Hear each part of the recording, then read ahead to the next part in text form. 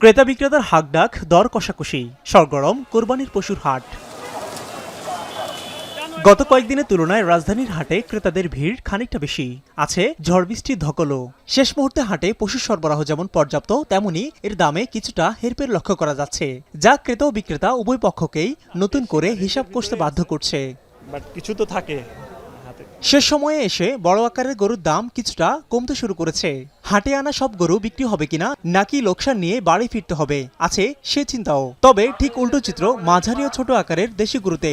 বিক্রেতারা বলছেন হাটে বড় গরুর চেয়ে মাঝারি গরুর চাহিদা বেশি, তাই এমন সাইজের গরুর দাম কমার সম্ভাবনা খুবই কম। বেচা বিক্রি এমন একটা নাই, বাজার অবস্থাও ভালো না।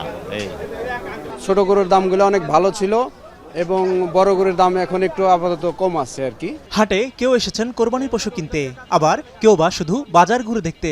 বেশ কিছু হাটে দাম না ছাড়ায় অন্য হাটেও ঢু মারছেন ক্রেতারা। তারা বলছেন কয়েক দফা দরদামের পরে মিলছে পছন্দের গরু।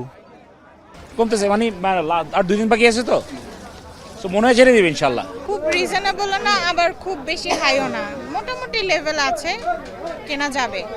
মঙ্গলবার গাবতলীতে পশুর হাট পরিদর্শন করেছেন ঢাকা উত্তর সিটির প্রশাসক ও স্থানীয় সরকার প্রতিমন্ত্রী। কোরবানির পশুর হাটে ক্রেতা বা ব্যবসায়ীদের কাছ থেকে অতিরিক্ত কোনো টাকা আদায় করা হচ্ছে না জানিয়ে স্থানীয় সরকার প্রতিমন্ত্রী মীর শাহ আলম বলেন, হাট কেন্দ্র করে চাঁদাবাজির অভিযোগ ভিত্তিহীন।